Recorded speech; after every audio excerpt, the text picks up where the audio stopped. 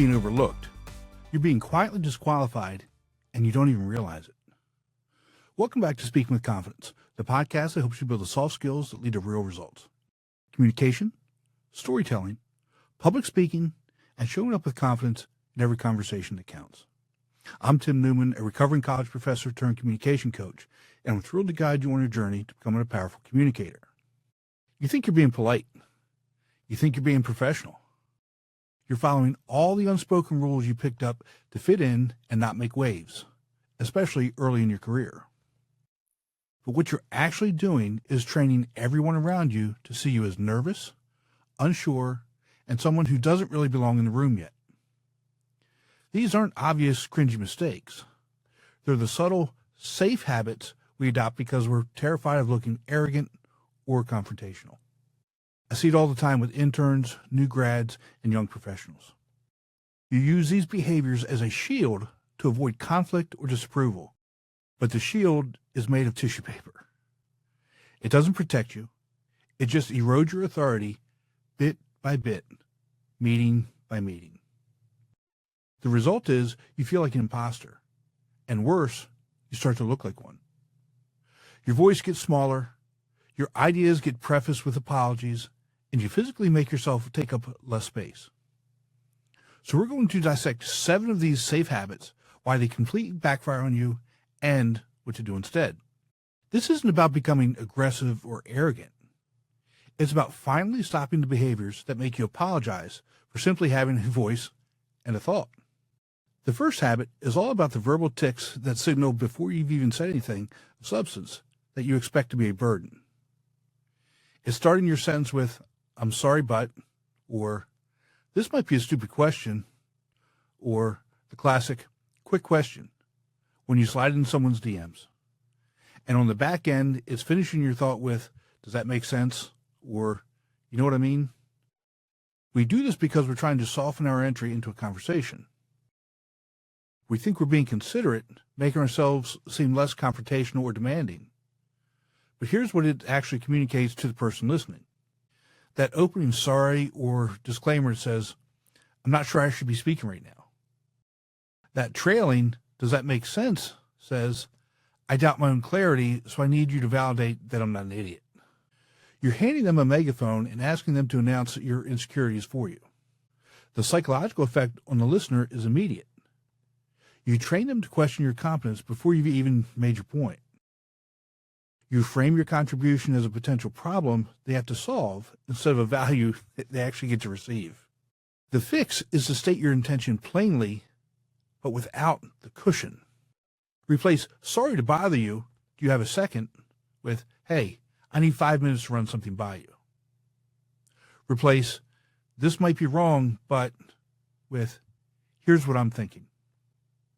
And kill "does that make sense?" dead. Instead, use a confident pause. There we go again. The power of the pause. Let the silence sit for a beat after you finish speaking. If you need to hand the conversation back to them, ask, "What are your thoughts?" or "How does that land with you?" This isn't about being rude or blunt. It's about assuming from the very first word that your contribution has value and it doesn't require a preemptive apology for existing. The next habit has 2 sides, and they're 2 sides of the same insecure coin. You either sound unsure of yourself, or you try way too hard to sound smart, and both have the same root cause. The first side is upspeak. Remember, I talked about this a couple weeks ago. And that's the rising inflection at the end of the sentences that make every statement sound like a question. You know what I'm talking about? It turns "the report is due Friday" into "the report is due Friday." It's a vocal plea for validation, a constant check-in to see if the listener is still with you and still approves. The other side is what I call the expert facade. And this is when you hide behind jargon and complex language. You use a $5 word when a $1 word would do the job so much better. And you basically violate the 8th grade rule, which is that if you can't explain your idea to an 8th grader, you don't understand it well enough yourself. We use upspeak because we're seeking approval in real time. We're scared of the finality of a period. We use jargon because we think perceived intelligence will mask our underlying insecurity. We want to sound like we belong in the room with the experts. But what both of these communicate is a lack of conviction and a deep fear of being seen as simple or wrong. Upspeak tells people you're not certain of your own facts. The expert facade tells people you're more concerned with sounding smart than being understood, which is a huge red flag. The fix for upspeak is mechanical at first. You have to practice ending your sentences with a period, not a question mark, in your low-stakes conversations. Talk to your dog, your roommate, your family, and start consciously dropping your pitch at the end of a sentence. Make it sound final. The fix for the jargon addiction is to apply that 8th grade filter. Before you speak, especially about a complex topic, ask yourself, how would I explain this to a 14-year-old? If you can't simplify it, you don't own the idea yet, and that's why you're not confident. Real confidence isn't complexity, it's clarity. Simple, clear language that comes from a place of true understanding is unshakable, and people will lean in to listen to it every single time. Now, let's talk about the body language of submission. Because your voice can say one thing, but your posture screams something completely different. This is all about making yourself small and agreeing too much. And it comes in 2 classic forms. First, you've got the invisible man posture. That's when you're hunched over, your shoulders rolled forward, arms crossed or tucked in, literally trying to take up as little physical space as possible. You're trying not to be too much and not to intrude. Then you've got the nervous nod. That's the rapid, constant head bobbing you do while someone else is talking, like a dashboard ornament in a car going over gravel. You think it shows you're engaged and an active listener. We do both of these because we're trying to be non-threatening and show we're compliant, easy to work with team players. But here's the brutal translation. The invisible man stance communicates, my physical presence here is an intrusion that I need to minimize. And the nervous nod screams, I agree with everything you're saying because I desperately need your approval, and I'm afraid of the silence if I stop moving. It's your body physically manifesting that don't screw this up voice in your head. The fix is to start owning your physical space, deliberately. Sit or stand with your shoulders back, not pinned to your ears. Uncross your arms. If you're at a table, rest your forearms on it. Take up the room your chair is meant for. For listening, you need to kill the bobblehead. Nod slowly, and only when you genuinely agree with a point or truly understand a complex idea. Your silent, still, focused attention is infinitely more powerful and reads as more confident than frantic universal agreement. It says you're processing, not just pandering. And the final habit is entirely mental, and it might be the one that steals more of your voice than any other. It's the rehearsal loop.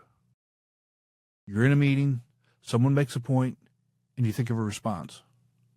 But instead of saying it, you start mentally editing it. You search for the perfect phrase, the flawless data point, the exact moment to jump in.